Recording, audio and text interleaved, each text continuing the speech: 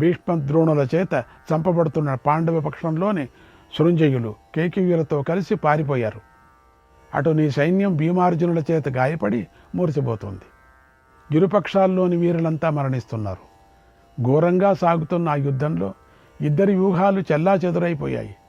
నీవారు పాండవులు ఎవరెవరో తెలియకుండా కలిసిపోయారు. ఉన్మత్తులైన ఒకరినొకరు చంపుకున్నారు.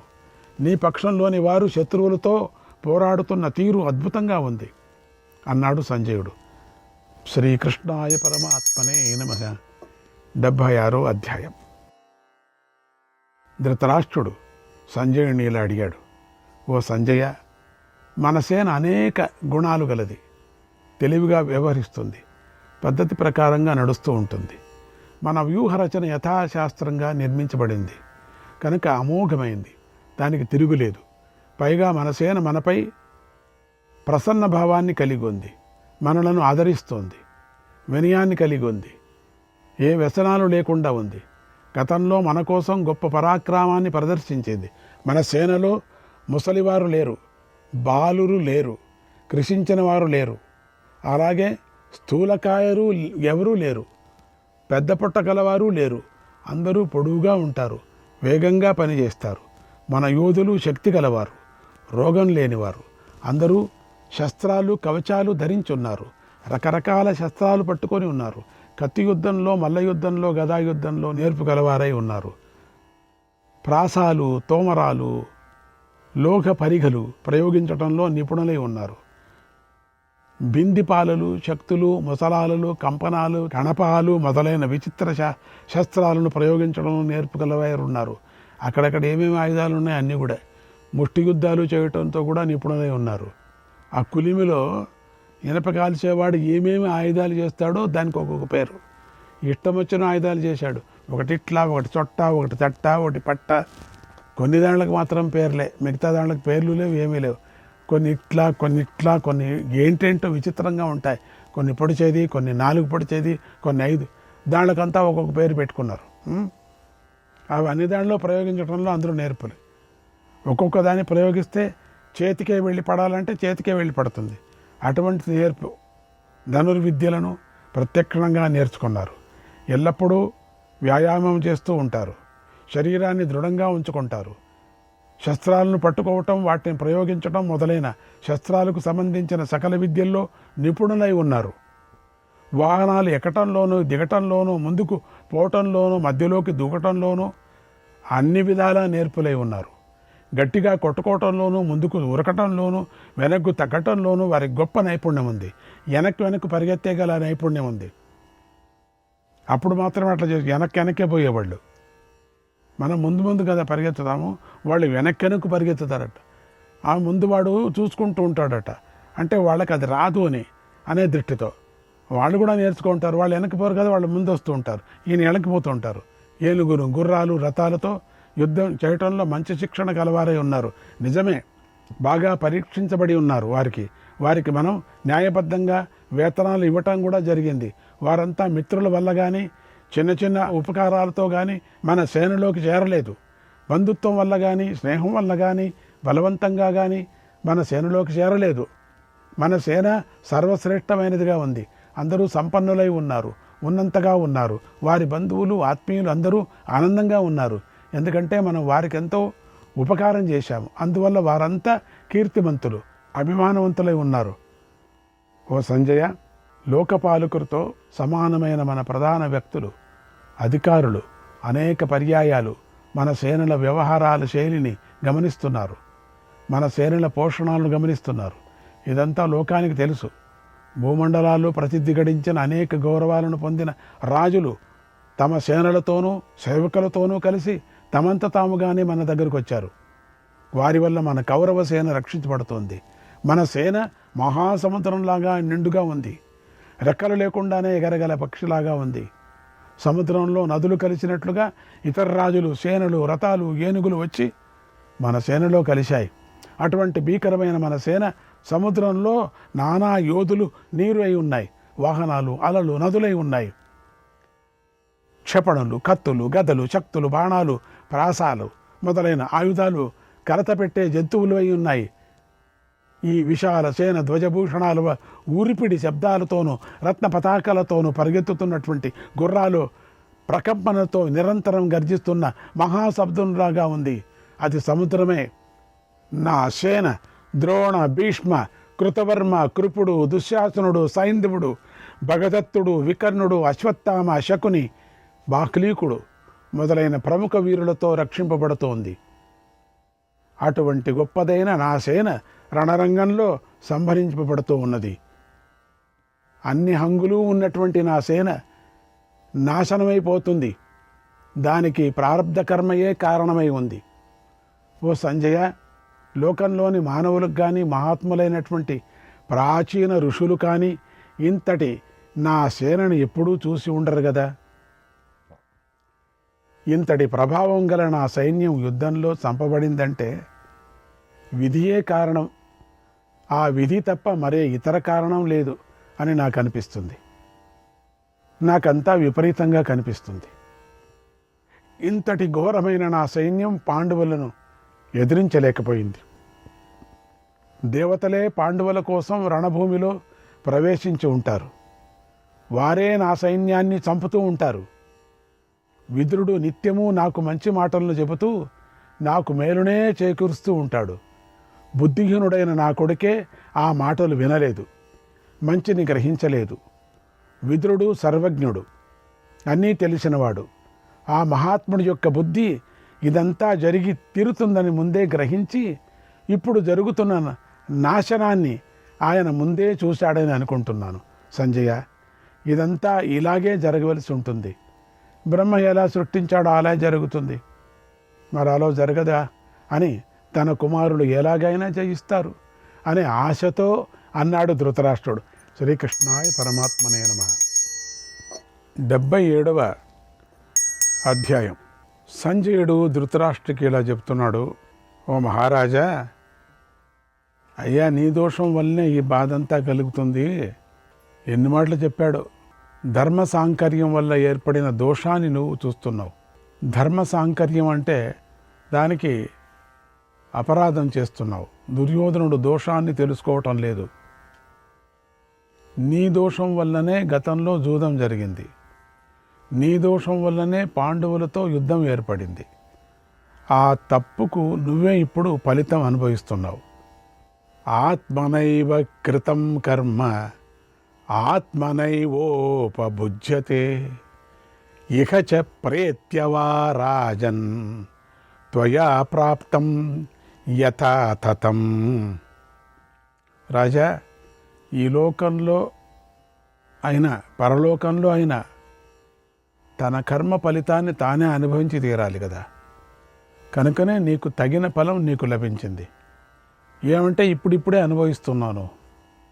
కాబట్టి ఓ రాజా, నీకింత తీవ్రమైన కష్టం కలిగింది. నువ్వు నిబ్బరంగా ఉండి యుద్ధం గురించి విను.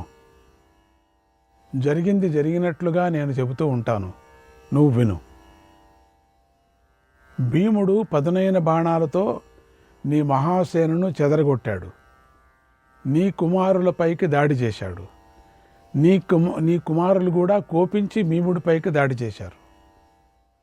వారిని మహాబలుడైన భీముడు చూసి ఆ నీ మహాసేనలోకి వేగంగా ప్రవేశించాడు.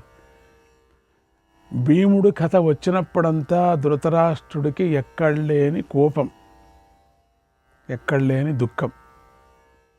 భీముడు పేరు చెప్తూనే ఎందుకు అయ్యలేదు. అప్పుడు నీ పక్షంలోని రాజులందరూ ఈ భీముణ్ణి ప్రాణాలతో పట్టుకుందామా అని అరిచారు. భీముణ్ణి చుట్టుముట్టారు. అప్పుడు చాలా సంతోషపడ్డాడు ధృతరాష్ట్రుడు. అప్పుడేమైంది దొరికాడా అని. విను. అప్పుడు భీముడు దానవులు చుట్టుముట్టినా భయపడని ఇంద్రుడిలాగా భయపడలేదు. తనను బాధించాలన్న వారి సంకల్పాన్ని గ్రహించినటువంటి తానే వారందరినీ చంపాలని నిర్ణయించుకున్నాడు. రథాన్ని దిగి గదను చేతబట్టి నీ మహాసేనలోకి దూకేశాడు. వెంటనే ఆ గదతో నీ సేనాసాగరాన్ని నాశనం చేయసాగాడు. అప్పుడే కొంచెం కష్టమైంది. భీముడు రథం నుంచి దిగాడు, గద పట్టుకొని తిప్పుతున్నాడు అన్నప్పటికే భయం అవుతుంది వాడికి. భీముడి వల్ల వందల కొద్ది రథాలు ముక్కలు ముక్కలైపోయాయి. రథికులు చనిపోయారు. అశ్వికులతో పాటు అశ్వాలు, కాల్బలం ఖండఖండాలైపోయాయి. ప్రళయకాలంలో దండాన్ని చేతిలో పట్టుకొని ప్రజలందరినీ సంహరించే యముడిలాగా భీముడు అందరినీ చంపసాగాడు. ఒంటరిగా భీముడు అంతమందితో పోరాడుతుంటే ఆ పరాక్రమం అద్భుతంగా కనిపించింది. మరోవైపున దృష్టద్యుమ్నుడు ద్రోణుని విడిచి శకుని మీదకు వెళ్ళాడు. మధ్యలో విశాలమైన నీ సేనను నివారించి ఒంటరిగా ఉన్న భీముడి రథం దగ్గరికి వెళ్ళాడు. అక్కడ ఒంటరిగా ఉన్నటువంటి భీముడి సారథిని చూసి దృష్టద్యుమ్నుడు మనస్సు వికలమైంది. చైతన్యం మందగించింది. కన్నీటిని తుడుచుకున్నాడు. నిట్టూర్పులు విడుస్తూ, నా ప్రాణాల కన్నా ప్రియమైన వాడైన భీముడు ఎక్కడ అని సారథిని అడిగాడు. అప్పుడు సారథి చేతులు జోడించి ఇలా అన్నాడు, ఓ వీరా, భీముడు పరాక్రమశాలి, బలసంపన్నుడు. ఆయన ఇప్పుడు ఈ కౌరవ సేనా సముద్రంలోకి వెళ్ళాడు, లోపలికి వెళ్ళిపోయాడు. సేనలోకి ప్రవేశిస్తూ నాతో ఇలా అన్నాడు, ఓ సారథి, గుర్రాలను ఒక ముహూర్త కాలం నిలిపి నా కోసం ఎదురు చూడు. లోపల వెళ్ళిపోయాడు. కౌరవ సేన మధ్యలో వెళ్ళిపోయాడు. అంటే భీముడు ఏమైపోయాడో అని అందరికీ ఏడుపు వచ్చింది. కనపడలేదు కదా భీముడు. వీరు నిన్ను చంపటానికి వచ్చారు, నన్ను చంపటానికి వచ్చారు వీరు. కనుక వీరందరిని నేనే చంపేస్తానంటూ గదను పట్టుకొని వారి మీదకి పరుగు తీశాడు. ఆ మహావీరుణ్ణి చూసి మన సేనలో ఆనందం పొంగిపోయింది. యుద్ధం భయంకరంగా జరుగుతుంది. భీముడు కౌరవుల మహావ్యూహాన్ని ఛేదించి లోపలికి వెళ్ళిపోయాడు. ఆ వ్యూహం ఛేదించటమే కష్టం అని అన్నాడు. ఆ మాటలు విని దృష్టద్యుమ్నుడు విశోకుడైన సూతుడితో ఇలా అన్నాడు, ఓ సారథి, రణరంగంలో నేను భీముణ్ణి విడిచి ఉండలేను. ఎక్కడ వెళ్ళిపోయాడు? దృష్టద్యుమ్నుడు చెప్తున్నాడు, భీముడు లేకపోతే నాకు తోచటం లేదు. ఒక్కడే లోపలికి వెళ్ళిపోయాడే. అందరినీ చంపుకొని వస్తాడు నిజమే, దాంట్లో సందేహం లేదు. కానీ ఎంతగా గాయపడతాడో తెలియదే, ఎంతగా పొడుస్తారో ఏమిటవుతుందో తెలీదు. పాండవులతో స్నేహాన్ని విడిచి నేను ఉండలేను. వారిని విడిచి ఈరోజు నేను జీవించిన ప్రయోజనం లేదు. కనుక నేను వారిని విడిచిపెట్టను. భీముడు లేకుండా వెళితే నన్ను రాజులు ఏమంటారో. ఈ అపార కౌరవ సైన్యంలోకి భీముడు ఒంటరిగా దూసుకొని వెళ్ళాడు. నేను ఇక్కడే ఉండిపోయాను. అస్వస్థితస్య కుర్వంతి దేవాః శక్రపురోగమాః యస్సహాయాన్ పరిత్యజ్య స్వస్తిమానావ్రజేద్ గృహం స్వస్తిమానావ్రజేద్ గృహం. సహాయకులను విడిచి ఒంటరిగా ఇంటికి వెళ్ళిన వాడికి ఇంద్రుడు మొదలైన దేవతలు కూడా శుభం కలిగించరు. నేను ఇప్పుడు ఏమైనా భీముడు లేడు అని భీముడిని రక్షించడానికే నేను ఉండేది ఇక్కడ. నన్ను ఆ పని పెట్టారు. నేను అటు తిరిగే లోపల భీముడు ఇక్కడ లేడు. నేనేం చేసేది? భీముడిని వదిలేసి నేను ఒక్క నిమిషమైనా నేను ఉండలేను. ఇప్పుడు భీముడు లేడని నేను ఎట్లా చెప్తూ వాళ్ళకు? భీముడు నాకు స్నేహితుడు, భావ, నాపై ప్రేమ గలవాడు. అలాగే నాకు కూడా భీముడు అంటే ఎంతో ఇష్టం, ప్రేమ. ఇప్పుడు నేను కూడా ఆ భీముడు వెళ్ళిన దారిలోనే వెళతాను. ఇంద్రుడు దానవులను చంపినట్లుగా నేను కూడా శత్రువులను చంపుతాను, నువ్వు చూస్తూ ఉండు అని దృష్టద్యుమ్నుడు వెంటనే బయలుదేరాడు. భీముడు వెళ్ళిన దారిలోనే కౌరవ సేనలోకి వెళ్ళాడు. భీముడు వెళ్ళినటువంటి దారి తెలుసుకొని మెల్లగా లోపలికి ఆ వ్యూహలో లోపలికి వెళ్ళిపోయాడు. ఆ బాటలో భీముడు చంపిన ఏనుగులు పడి ఉన్నాయి. దాన్ని చూసుకొని వెళ్ళాడు.